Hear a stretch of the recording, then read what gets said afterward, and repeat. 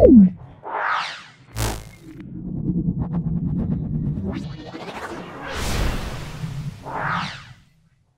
আমরা Arambagh high school এবং গোড়াবাজার আইসি institution solve করছি। ভিডিওটা প্রথম থেকে শেষ পর্যন্ত দেখো, অবশ্যই তোমরা এই ভিডিওতে উপকৃত হবে। লঘু অ্যাসিডের থেকে হাইড্রোক্লোরিক অ্যাসিড মুক্ত করতে পারে না। লঘু অ্যাসিড থেকে হাইড্রোজেন উৎপন্ন মুক্ত করতে পারে না যে ধাতুটি, সেটা কপার বলবে। কপার কিন্তু মুক্ত করতে পারে না। তীব্র ঝাঁঝালো যে গ্যাস, তীব্র ঝাঁঝালো গ্যাস আমরা অ্যামোনিয়া বলবো। তো জলের চাপ ক্রিয়া করে, জলের চাপ কিন্তু সব দিয়ে কাজ করে, আমরা এটা অপশান ডি বলবো। সময় বাড়ার সঙ্গে সঙ্গে পতনশীল বস্তুর বেগ কিন্তু বাড়তে থাকে, অবশ্যই আমরা বাড়া বলবো। 3 কেজি ভরের বস্তুর ওপরে পৃথিবী যে বল দিয়ে টানে তার মান কত, সেটা মনে রাখবে। এটা এফ সমান আমরা বলবো mg, m এর মান 3, g এর মান 9.8, 29.4 নিউটন। 29.4 নিউটন হবে 29.4 অপশন সি। নিউক্লিয়াসের স্থায়িত্ব রক্ষাকারী বল, সেটা আমরা বলবো নিউক্লিয় বল। নিউক্লিয়াসের স্থায়িত্ব রক্ষাকারী বল আমরা বলবো নিউক্লিয় বল।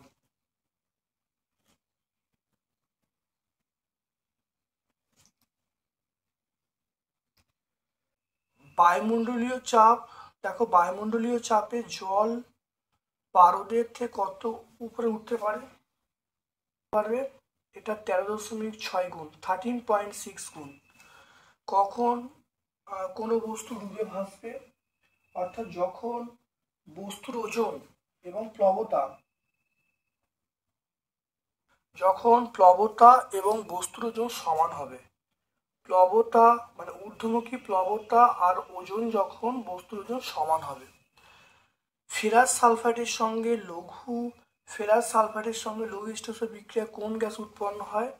এটা আমরা বলবো, দেখে নাও, সেটা H2S। পচা ডিমের গন্ধযুক্ত H2S বা হাইড্রোজেন সালফাইড উৎপন্ন হয়। দেখে নাও কিভাবে হবে। 3এরটা, 2এর দাগের আমরা 3এরটায় চলে আসি। 2এর দাগের 3এরটা FeS প্লাস H2SO4, এটা যদি বিক্রিয়া করলে হবে আমরা বলবো FeSO4 প্লাস H2S। তাহলে গ্যাসটার নাম হলো H2S। ম্যাঙ্গানিজ ডাইঅক্সাইডের বর্ণ কিরকম হবে? এটা গাঢ় বাদামি হবে, গাঢ় বাদামি বা কালো বলতে পারো, গাঢ় বাদামি বা কালো তোমরা বলতে পারো। তারপর দেখো, একটি কাঁচকে সিল্ক দিয়ে ঘষলে কাঁচ এবং সিল্কে কোন আধান আহিত হয়?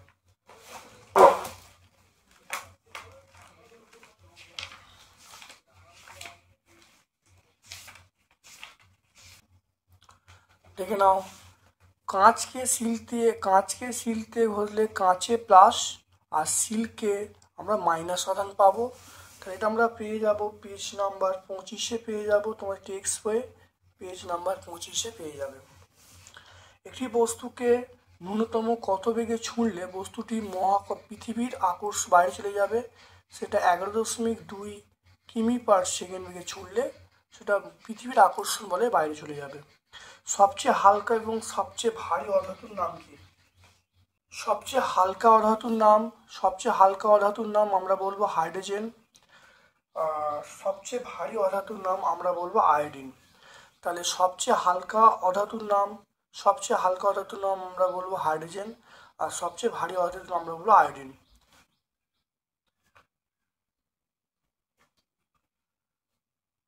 আচ্ছা, O মাইনাস এবং Cl মাইনাস সর্ববহিস্থ কক্ষে কটা ইলেকট্রন থাকতে পারে? O মাইনাস এবং Cl মাইনাস আয়ন দুটির সর্ববহিস্থ কটা ইলেকট্রন থাকতে পারে? এটা আমরা বলবো 8টি। সর্ববহিস্থ কক্ষে 8টি ইলেকট্রন থাকতে পারে। এরপর চলে এসো, দেখো 10 কেজি ভরের কোনো বস্তুকে টেবিলের ওপর রাখা আছে, ব্লক এবং টেবিলের ক্ষেত্রফল বলা আছে, চাপের মান কত দেখতে হবে। দেখে নাও, তাহলে এম এর মান বলা আছে 10 কেজি, এফ এর মান এমজি 10 ইন্টু জি এর মান 9.8, এটা 98 নিউটন। আর এখানে এর মান বলা আছে 0.25 মিটার স্কোয়ার। তাহলে পি এর মান আমরা বলবো F/A, এফ এর মান 98, এর মান 0.25।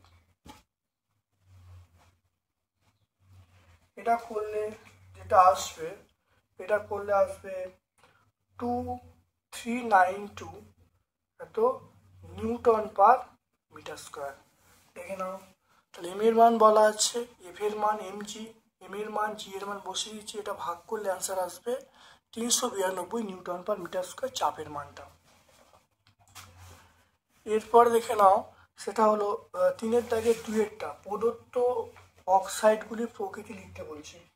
ZnO এবং Al2A3 দেখে নাও। প্রথমে দেখে নাও উভধর্মী অক্সাইড।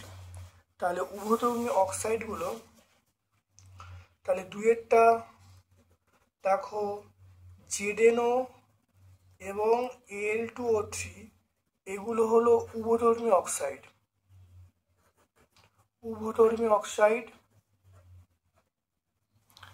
তারপরে তোমরা পেয়ে যাবে CO2 আমরা বলবো আম্লিক অক্সাইড।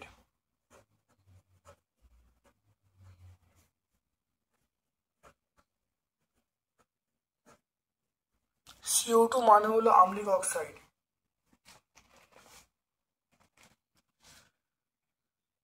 আর MgO এটা হলো ক্ষারকীয় অক্সাইড। তাহলে ZnO, Al2O3 এটা উভধর্মী অক্সাইড, CO2 আম্লিক অক্সাইড, MgO হলো ক্ষারকীয় অক্সাইড। তাহলে সমস্ত অক্সাইডগুলো আমরা পেয়ে গেলাম। তারপর দেখো একটি ছোট পেরেককে টুকরো জলে ডুবে যায়, কিন্তু তার তৈরি স্টিলের বারটি জলে ভাসে কেন?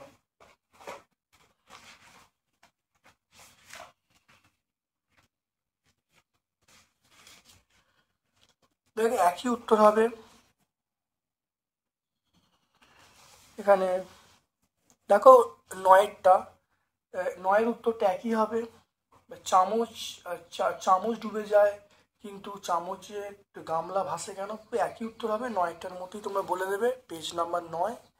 পেজ নাম্বার 23-এ তোমরা এই 9-এর উত্তরটা বলে দেবে, সহায়িকাটা। দেখো তড়িৎ আহিত দুটো বস্তুর মধ্যে ক্রিয়াশীল কুলম্বের সূত্রটা লিখতে বলছে।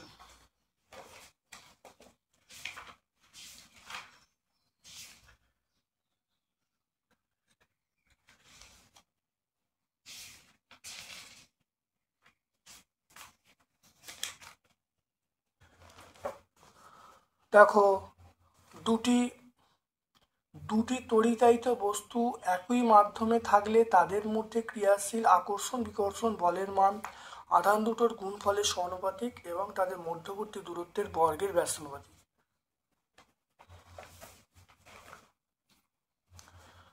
তারপরে দেখে নাও, লোহিতপ্ত আয়রনের উপর দিয়ে স্টিম পাঠালে কি ঘটবে?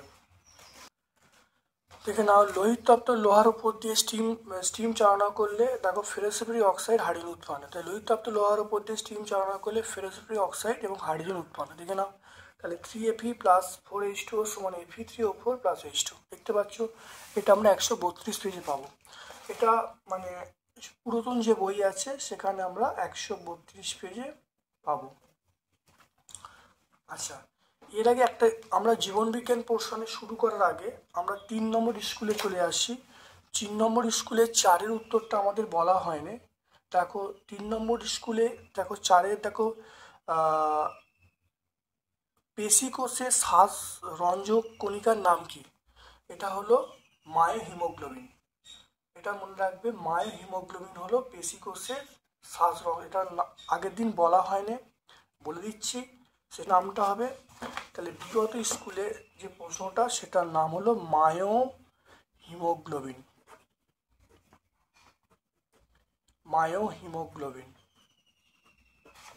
কোনো কারণে উত্তর দেওয়া হয়নি, সেটা 4-এর দাগের। তাহলে আগের স্কুলটা 4-এর দাগের প্রশ্ন দেখানো, উত্তর কোনো কারণে দেয়া হয়নি, সেটা হলো পেশিকোষের শ্বাসরঞ্জক কণিকার নাম আমরা বলবো মায়োহিমোগ্লোবিন। তারপর চলে এসো আজকে এই স্কুলটার লাইফ সায়েন্স পোর্শনে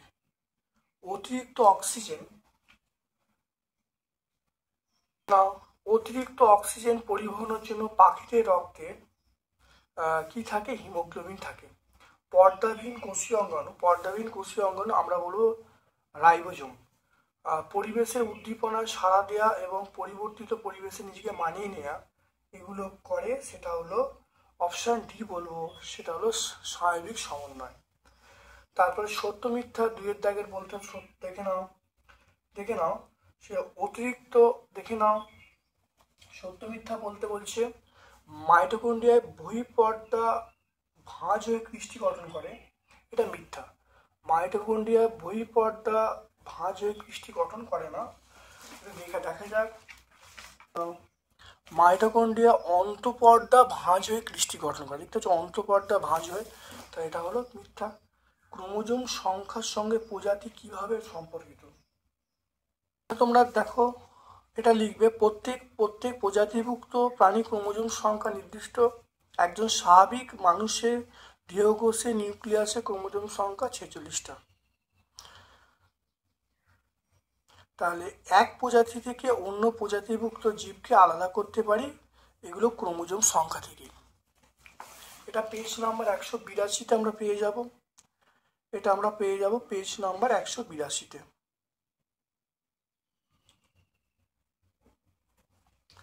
তারপর দেখো প্রাইমর্ডিয়াল ইউটিকল এবং কোষপ্রাচীর সেন্ট্রোজোম, প্রাইমর্ডিয়াল ইউটিকল, কোষপ্রাচীর, সেন্ট্রোজোম এবং ক্লোরোপ্লাস্টিড, এদের মধ্যে কোনটা আলাদা? তাহলে মনে রাখবে এখানে প্রাইমর্ডিয়াল ইউটিকল, কোষপ্রাচীর, সেন্ট্রোজোম, ক্লোরোপ্লাস্টিড এগুলো মধ্যে মনে রাখবে সেন্ট্রোজোমটা প্রাণী কোষে থাকে, বাকিরা যেগুলো আছে উদ্ভিদ কোষে থাকে।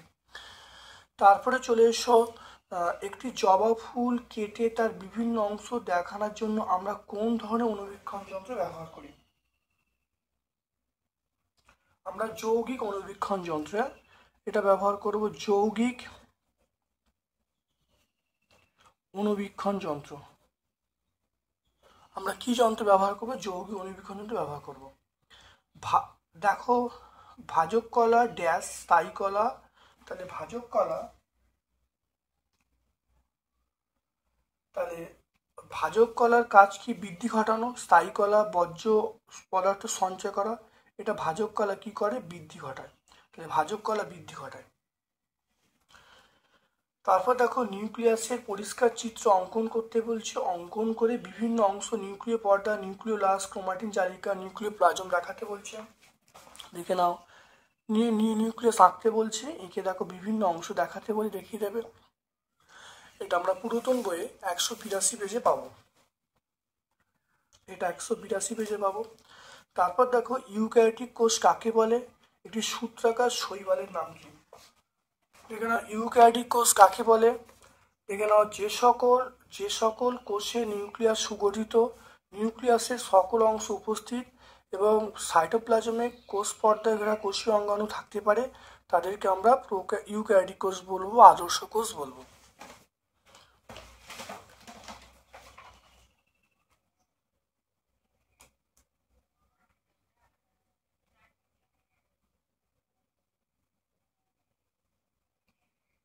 তারপরটা দেখে নাও সূত্রাকার একটি শৈবালের নাম আমরা বলবো, সেটা হলো স্পাইরোগাইরা। আমরা কি বলবো? স্পাইরোগাইরা।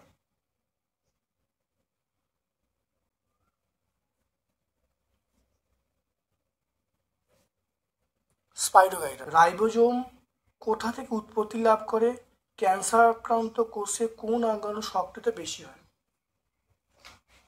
দেখে নাও রাইবোজোম উৎপত্তি লাভ করে, এটা আমরা বলবো নিউক্লিয়াস থেকে। দেখো নিউক্লিয় পর্দা বলা আছে, এন্ডোপ্লাজম জালিকা নিউক্লিয় পর্দার বাইরের দিকে অবস্থান করে, তাহলে আমরা এটা বলবো নিউক্লিয়াস থেকে। এটা উৎপত্তি লাভ করে রাইবোজোম, সেটা নিউক্লিয়াস থেকে উৎপত্তি লাভ করে।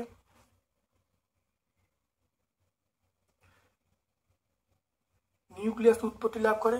আর ক্যান্সার আক্রান্ত কোষে কোন অঙ্গাণু সক্রিয়তা বেশি, এটা দেখে নাও। ক্যান্সার আক্রান্ত কোষে আমরা বলবো লাইসোজোম। দেখে নাও, ক্যান্সার আক্রান্ত কোষে লাইসোজোমের সক্রিয়তা বেশি, তাহলে আমরা বলবো লাইসোজোম।